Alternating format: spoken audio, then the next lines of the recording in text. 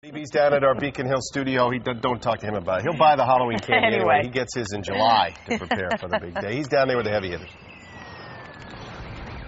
You ain't kidding. We'll buy the Halloween candy, including Cosmo's wife will buy that crappy Halloween candy she gives away every year. Good, honey. Stop. It's outrageous. Cosmo Macero of O'Neill & Associates, a man who's been very helpful on our Marshfield zip trip coming up on Friday. Peter Cadges of the Boston Phoenix, a man who's more than welcome to join us on our Lawrence zip trip the following week. Oh, thank you very much. Just putting it out there. We had a very productive day yesterday. We did. You'll reap the rewards on Friday. We ate too much. We chewed bubble gum, and I sustained some modest to severe injuries. And then we ate some more. It was a good time had by all. Let's start with Scott Brown, gentlemen, as we get into it, because, Peter, I know you're licking your chops. Scott Brown not voting for the Paul Ryan Republican budget, even though he told us 10 days ago he was definitely voting for the Paul Ryan Republican budget. Another flip-flopping senator from Massachusetts here, or is there more to this? No, I think this is a good old-fashioned black and white flip-flop. I think he is joining the Newt Gingrich wing of the Republican Party. Well, there's good news mixed up in this. The Paul Ryan plan to eviscerate Medicaid is not a good idea. We're going to have to make changes in Medicaid. We're going to have to make changes in Social Security. Ryan's plan stinks. Voters know this, and the Republican Party is on a death march unless it jettisons this idea. Now, in Western New York today, there's a vote, the first test of this plan in an essentially overwhelmingly Republican district. A Democrat has a shot for the first time. So I think Scott Brown stuck his head out the window and sniffed the air, and he made a smart political move. Is this a smart political move, Cosmo, or is this not exactly a profile in courage and yet again showing himself to be a rhino? I think being before something and then being against it in Massachusetts is something you can get away with, and other senators, quite frankly, have gotten away with it.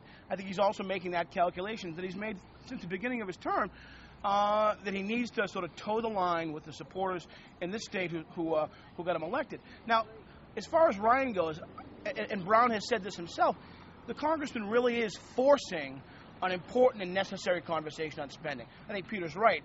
The Republicans are overreaching with this plan, but I think they'll come back somewhere. They're going to have to come back somewhere where in the end result is a meaningful impact on spending. That's an important conversation. Brown is acknowledging that today while recognizing that, you know what, there's no way I can support this where I sit here in Massachusetts. Is flip-flop going to hurt him at all, or is he going to just continue on? Oh, I don't know.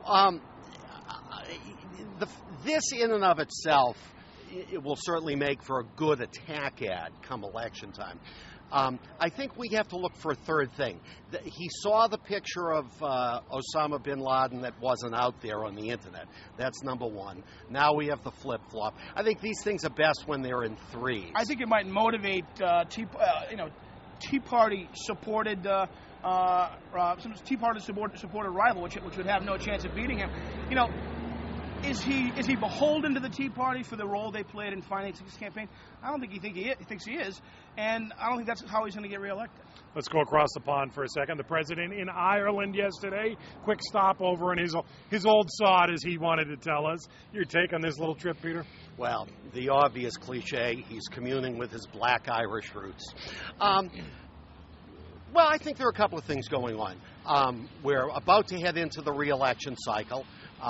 Presidents like to take a sort of world tour, especially if they are wildly popular in Europe, as Obama is. I mean, Obama's popular in Europe for a lot of reasons. He has style, he's articulate.